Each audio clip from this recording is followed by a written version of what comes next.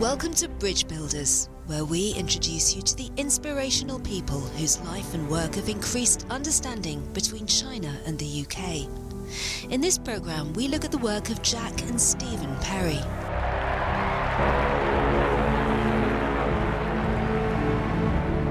"70 years ago, a small group of British businessmen and women travelled to China to unlock opportunities between the countries.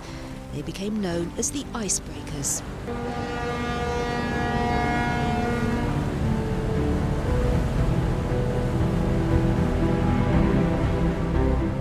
Jack Perry was one of the original Icebreakers, and his son Stephen grew up inspired by his father's unique role, choosing to join him, forging greater UK-China trade and cultural ties. My father was a successful businessman at the time, and moving into opening up trade with China was a pretty big risk. Why did he do it? Because he was aware that in the history of the world, the Chinese civilization had been the leading civilization and economy for hundreds of years, and that this devastated country would return.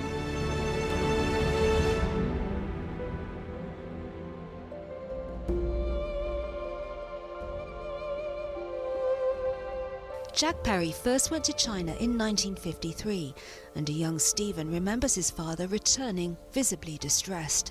The country was still recovering from opium and other things like that, and it made him very sad. He used to cry during that trip because of the poverty that he had never seen in his life before. The situation that China faced in the 1950s was a culmination of many factors, including years of war. It's often forgotten in the West that China actually suffered the longest theatre of war of any major actor during that conflict. 8 years from 1937, when full-scale war breaks out between China and Japan, to the ending of the war in 1945. Often for very traumatic and turbulent reasons, China's experience of World War II, the war against Japan, was an absolutely transformative, if also devastating, moment in modern Chinese history. Rana Mitter is a historian specialising in the history and politics of modern China at the University of Oxford. He thinks China's contribution in World War II is often overlooked. Chinese troops held down over 500,000 Japanese troops for 4.5 years before the Western powers, the United States and the British Empire, entered the war at Pearl Harbor in December of 1941. And that was a very important contribution, because if China had surrendered to Japan, then of course it would have been very difficult, if not impossible, for the Western powers to get involved in a war in Asia. So all of those elements come together to make China's wartime contribution of genuine global significance. However, the impact of these conflicts on Chinese society was profound. It was also a war that really devastated both the human and economic destiny of China. Many millions of Chinese were killed, maybe something like 80 to 100 million Chinese becoming refugees, internally displaced within their own country. And the infrastructure that China had been building, railways, roads, an economic framework which embraced industrialization, was essentially smashed to pieces. Large parts of the country were occupied or had their transport networks destroyed and knocked out. And that could have effects, for instance, such as a devastating famine that took place in Henan province in 1942-43, in which we think that something like 4 million people died of starvation.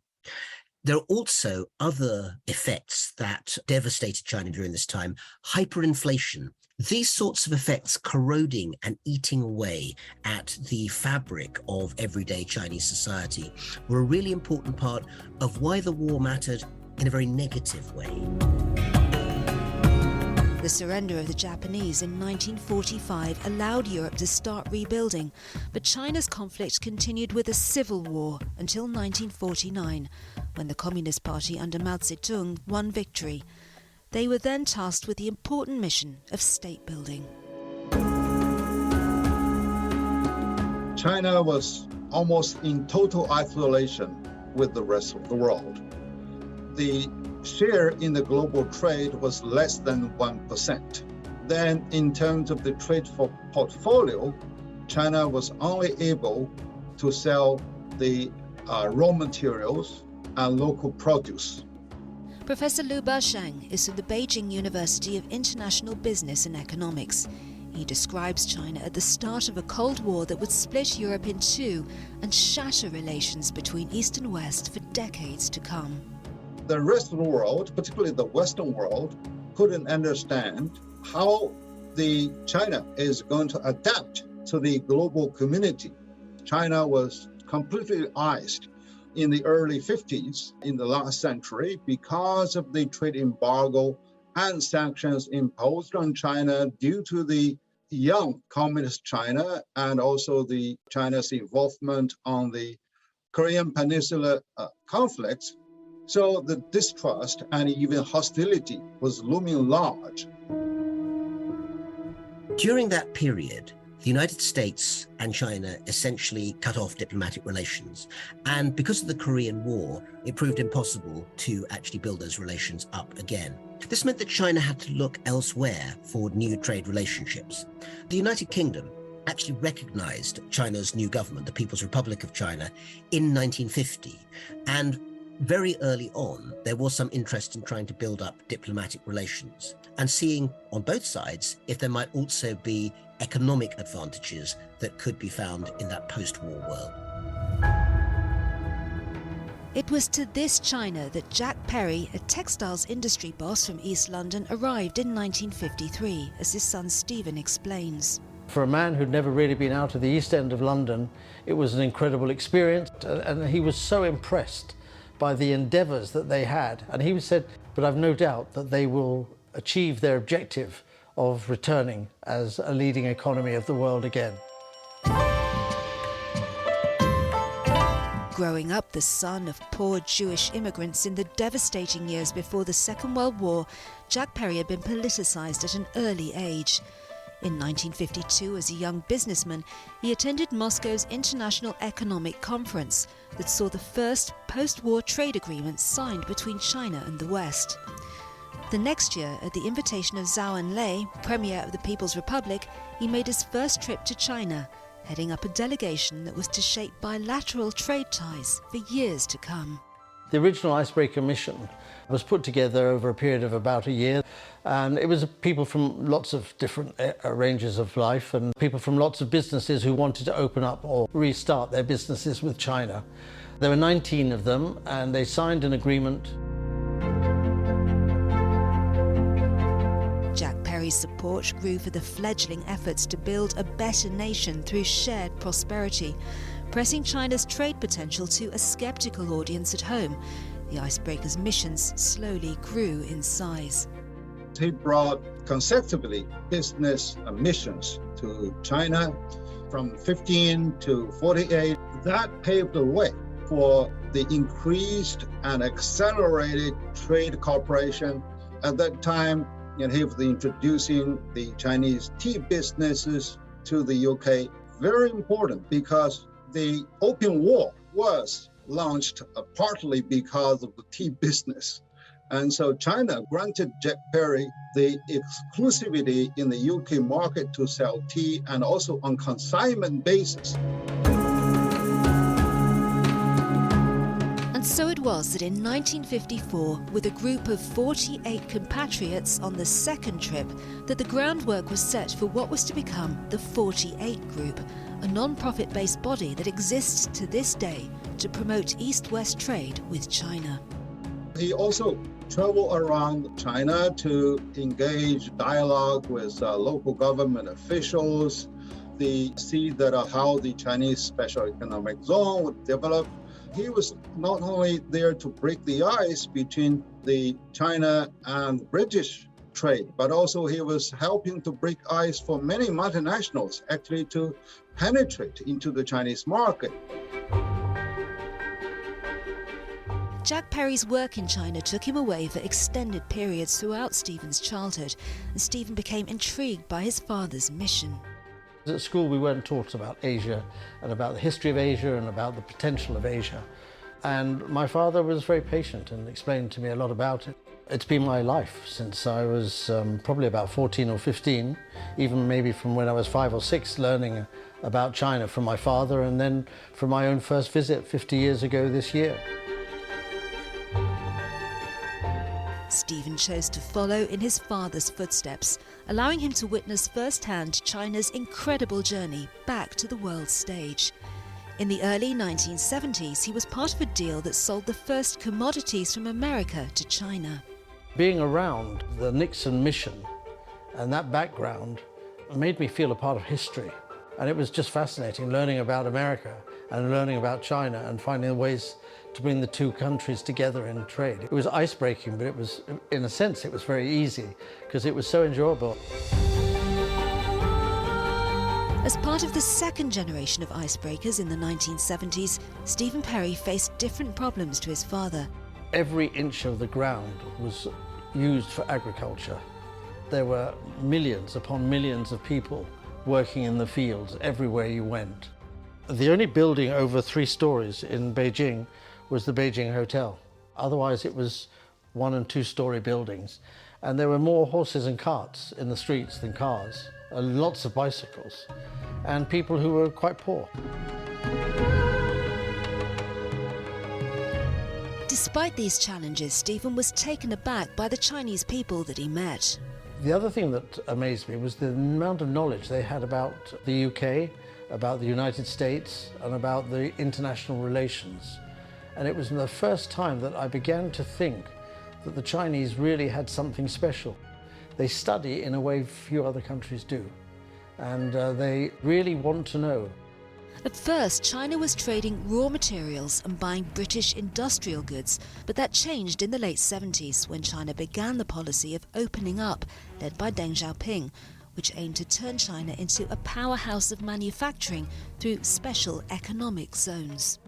After 76, when the reform and opening up was being planned and then implemented from 1978 onwards, and I was trying to put together the first big joint venture in China for the domestic market, I wanted to understand how the party worked in order that I could put up proposals that used not only the foreign interest but also the Chinese interests. And I think that was what I decided was my main mission, to understand China and how it worked. By the time the turn of the century, they were really becoming equipped to provide for the foreigners what they would need to do the deals and to live in China. The real transformation was in the 90s. That's when they accelerated the process of change, made reform and opening up move faster. By 2001, China felt ready to join the World Trade Organization and participate fully in globalization, but Stephen was skeptical.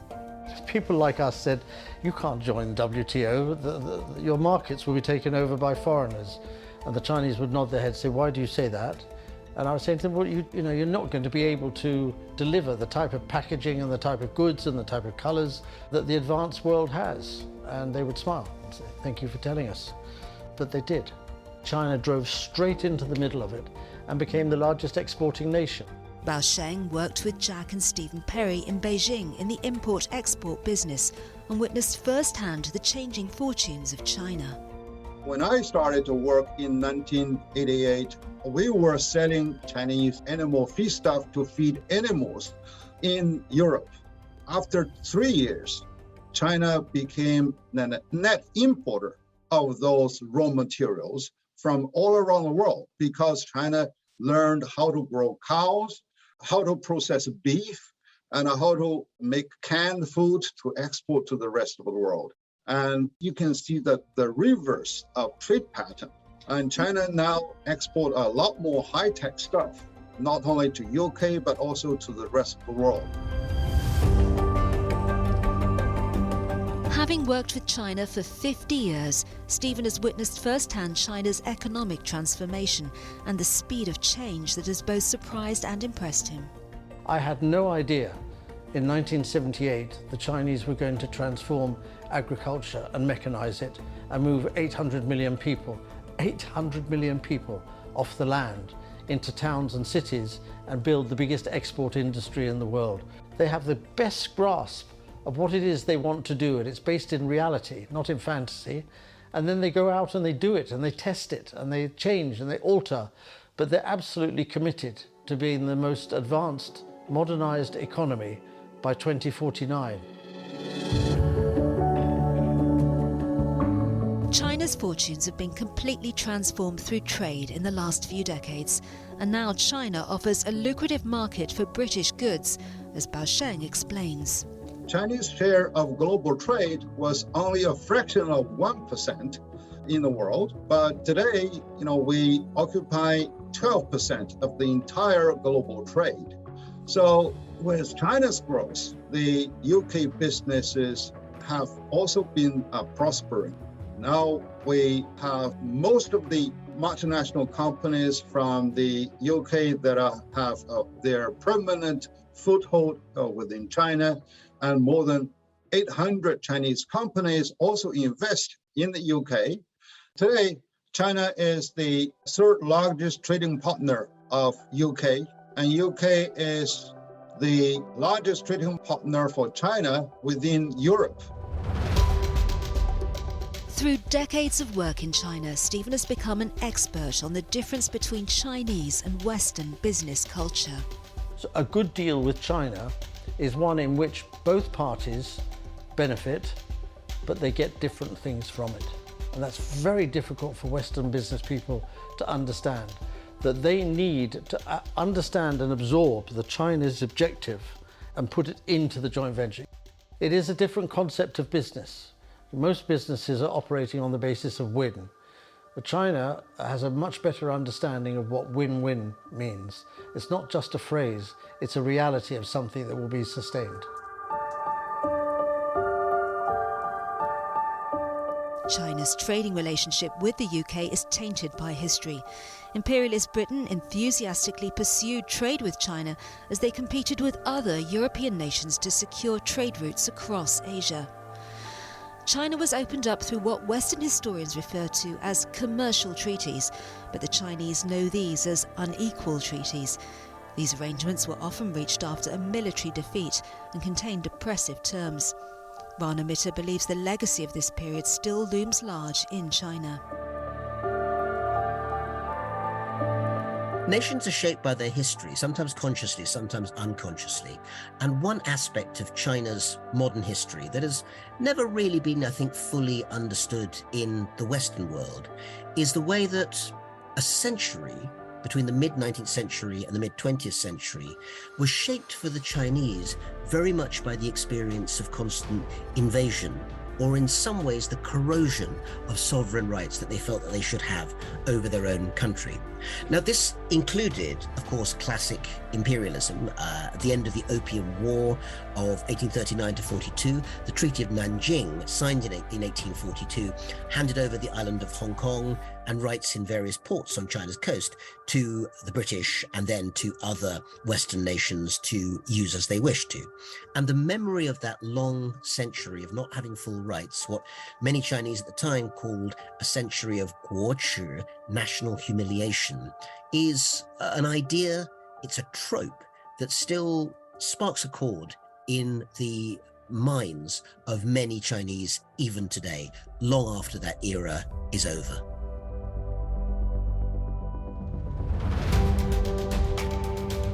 Jack and Stephen Perry's bridge building work has often extended beyond trade.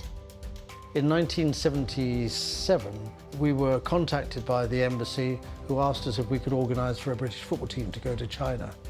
And there was an enormous amount of intrigue to get it to happen because China was not a member of FIFA, and the president of the Football Association wanted to do the trip, but the Chinese and the British Foreign Office seemed to prefer us to do it. And eventually it was organised with West Bromwich Albion, with Ron Atkinson as manager and Brian Robson and others in the team. And we went to China and did the first football match between Britain and China. And Deng Xiaoping was there.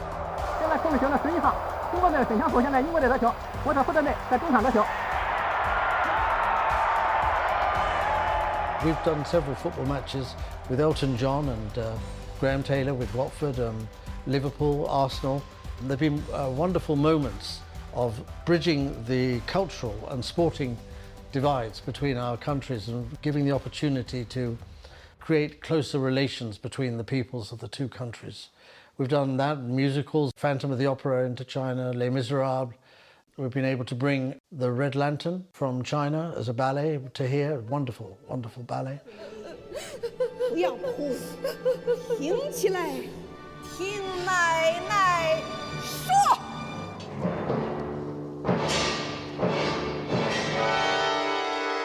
It's been a great experience, which has not just been about trade. It's been about bringing the peoples together and the cultures and the sports together. I was so much inspired by the entire family's commitment to work with China and to believe in bridging the cross-cultural differences and also the policy differences between these two countries.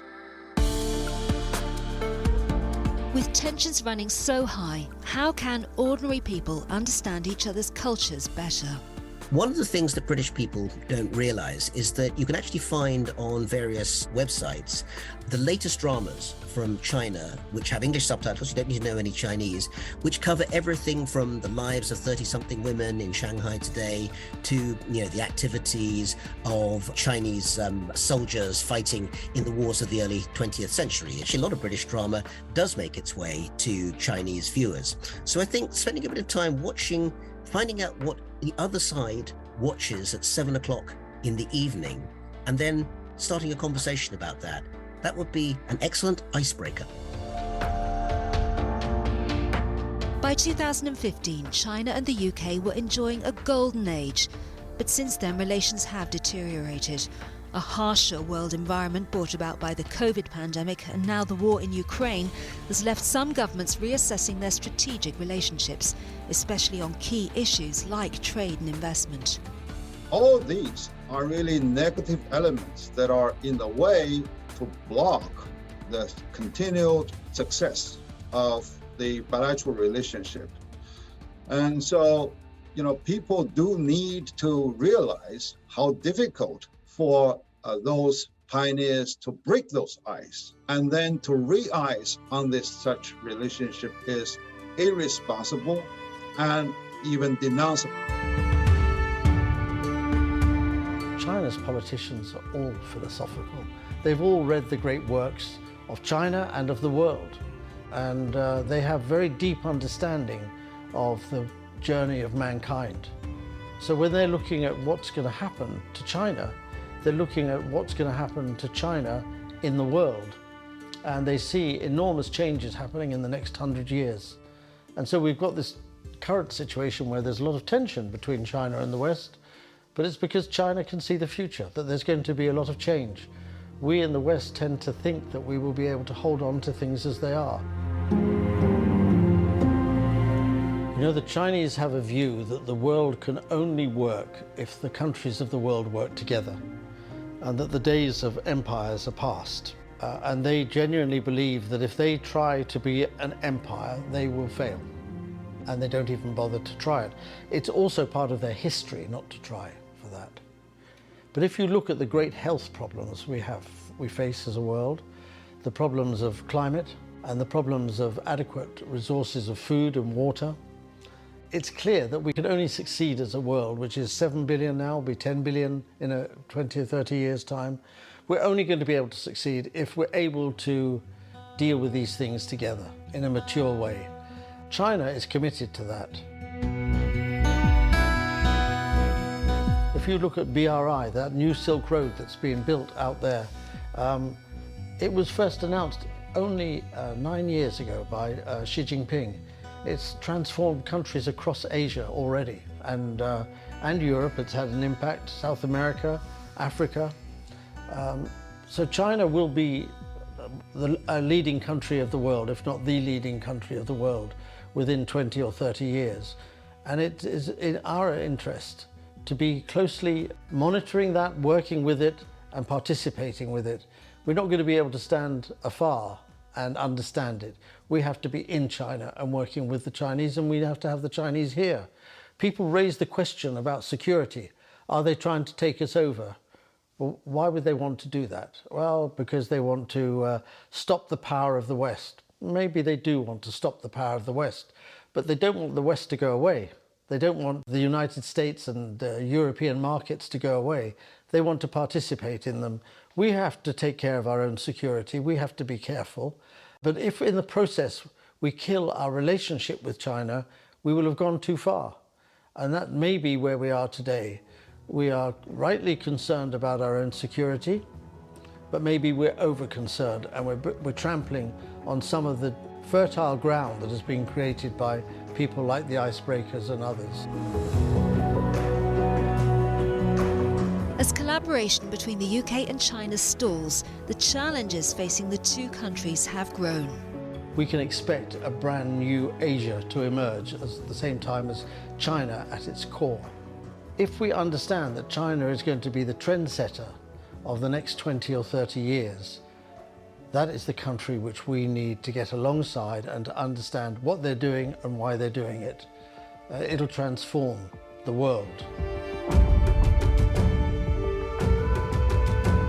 It is time for us to see more commonalities. Now we are facing a far smaller world as before. We are facing climate change, we are facing the pandemic, and we are facing the energy shortage, and even the upcoming food crisis. So we have every reason to work together to address the common enemies that we are facing, both from the environment and also from the politics.